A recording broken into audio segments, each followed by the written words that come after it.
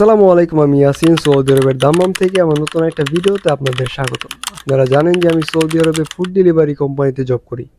Saudi আরবে last 2 মাসে এই ফুড ডেলিভারি কাজ নিয়ে এত নিয়ম কারণ আসছে যে পুরা ফুড ডেলিভারি কাজের সিস্টেমটাই চেঞ্জ হয়ে গেছে। কি এই নিয়ম কারণগুলো আসছে আমি লাস্ট কয়েকটা ভিডিওতে আলোচনা করেছি, চাইলে দেখে নিতে পারেন।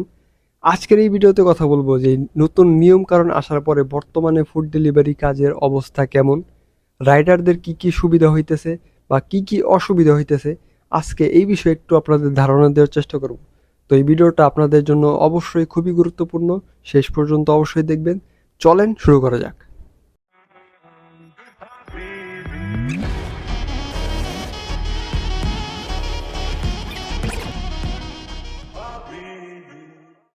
সবার প্রথমে বলতেছি যে এই বড় পরিবর্তনটা আসছে, যারা ফ্রি ভিসায় ছিল তাদের কাজ এখন বন্ধ।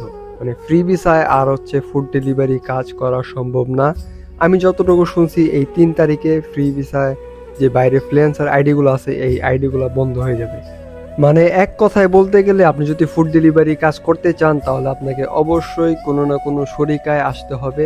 আর যদি আপনি বর্তমানে সৌদি আরবে থাকেন ফ্রি ভিসায়, যদি ফুড ডেলিভারি কাজ করতে চান তাহলে আপনাকে অবশ্যই কোনো শরিকায় কফালা হইতে হইব। আপনি ফ্রি ভিসায় আর ফুড ডেলিভারি কাজ করতে পারবেন না। আর এই ফ্রি ভিসায় যদি ফুড ডেলিভারি কাজ করার সময় যদি আপনি পুলিশের হাতে ধরা পড়েন, আপনাকে দিবে 10,000 রিয়াল জরিমানা। আর যেই শরিক আপনার কাজ দিবে সেই শরিকারে দেওয়া হবে 50,000 রিয়াল জরিমানা। তো যার জন্য আমাদের শরিকা থেকে মোটামুটি 20-25 দিন আগে যত ফ্রিল্যান্সার আসছিল সব ফ্রিল্যান্সারে বাদ দিয়ে দেওয়া হয়েছে, তাদের আইডিগুলো ব্লক করে দেওয়া হয়েছে, তাদের বাইকগুলো নিয়ে নিছে। এখন তারা যার মতো ইন্ডিয়া চলে গেছে, পাকিস্তান চলে গেছে, ঠিক আছে, বা অন্য যারা ছিল অন্য কাজ করতেছে সৌদি আরবে যারা আছে। আরেকটা বড় পরিবর্তন আসছে, সেটা হচ্ছে শরিকা নিয়ে। আগে যে ছোট শরিকা ছিল লাইসেন্স ছাড়া অবৈধভাবে রাইডারদের দিয়ে কাজ করাইতো, ওই শরিকাগুলো এখন আর এইভাবে কাজ করাইতে পারবো না। রাইডারদের কাজ করাইতে হলে অবশ্যই সরাসরি কোম্পানি থেকে তাদের লাইসেন্স নিতে হবে। লাইসেন্স ছাড়া রাইডারদের দিয়ে আর কাজ করাইতে পারবে না।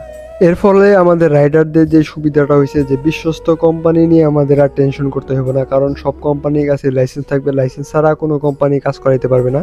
আরেকটা কোম্পানির কাছে লাইসেন্স থাকলে সেই কোম্পানিতে নিশ্চিন্তে কাজ করা যায়, কারণ ওই কোম্পানি বেতন নিয়ে বা অন্য কোনো ফ্যাসিলিটি নিয়ে কোনো টেনশন করতে হয় না। কারণ এইসব লাইসেন্স প্রাপ্ত কোম্পানিগুলা খুবই কমই 2 নম্বরই করার সুযোগ থাকে এখানে। তো এটা বলতে পারেন যে রাইডারদের জন্য একটা সুখবর, যারা নতুন আসতে চাইতেছেন বাংলাদেশ থেকে বা কফাল হইতে চাইতেছেন তাদের জন্য। এই একটা সুখবর ছাড়া বাকি যত নিয়মগুলো আছে সবই রাইডারদের চাপে ফেলানোর জন্য, রাইডারদের উপর প্রেশার ক্রিয়েট করার জন্য। এর কারণ এত ছোট বিষয়ে এখন নজর রাখতেছে সৌদি পুলিশ রাইডারদের উপরে, যেটা আসলে বলার বাইরে।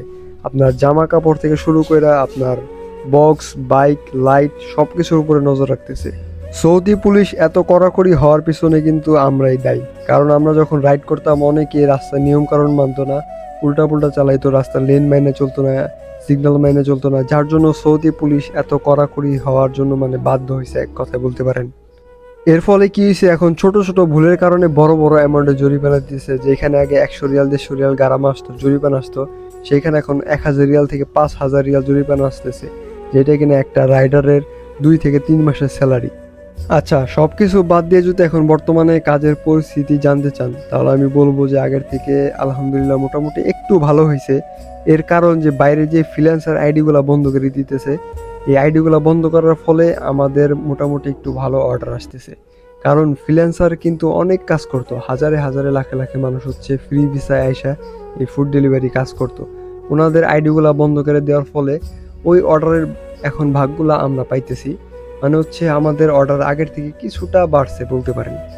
তবে এখানে বেশি খুশি হওয়ার কিছু নাই, যেহেতু ফ্রিল্যান্সার বন্ধ করে দিয়েছে, বাইরে ফ্রি ভিসায় যারা কাজ করতেছিল তাদের আইডিগুলো বন্ধ করে দিতেছে, তাদের কাজ বন্ধ করে দিতেছে।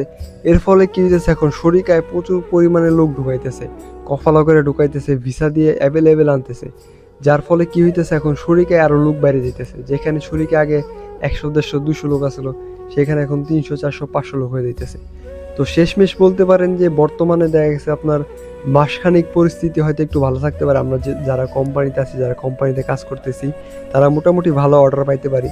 কিন্তু আমার মনে হইতেছে 2-3 মাস 4 মাস পরে আবার পরিস্থিতি খারাপ হয়ে যাবে, কারণ শরিকায় প্রচুর পরিমাণে লোক ঢুকাইতেছে। 3-4 মাস পরে আবার দেখা গেছে ওভারলোড রাইডার হয়ে যাব, তখন আবার সেই অর্ডারের অবস্থা খারাপ হয়ে যাবে। এখন আপনারা যারা নতুন আসতে চাইতেছেন বাংলাদেশ থেকে, তারা যদি আমার কাছে পরামর্শ চান যে আসলে এই মুহূর্তে ফুড ডেলিভারি কাজে সৌদি আরবে আসা ঠিক হইব কিনা, তো এই বিষয়ে আমি আসলে আপনাদের বলতে চাই এটা আপনাদের পুরোপুরি ব্যক্তিগত বিষয়। কারণ ফুড ডেলিভারির কাজটা এমন একটা কাজ যে এক মাসে ভালো থাকলে আরেক মাস ভালো থাকে না, আরেক মাস ভালো না থাকলে পরের মাসে যায় ভালো হয়ে যায়। এটা আসলে বলা যায় না যে বর্তমানে ভালো আছে এর মানে এই না যে নেক্সট 5 বছর ভালো থাকবো। এটা ডিপেন্ড করে মাসের উপরে। এক মাস কাজ ভালো থাকলে আরেক মাস কাজ ভালো থাকে না, আবার আরেক মাস কাজ ভালো থাকলে 2 মাস কাজ ভালো থাকে না। এরকম একটা সিস্টেম হচ্ছে ফুড ডেলিভারি কাজটা চলতেছে।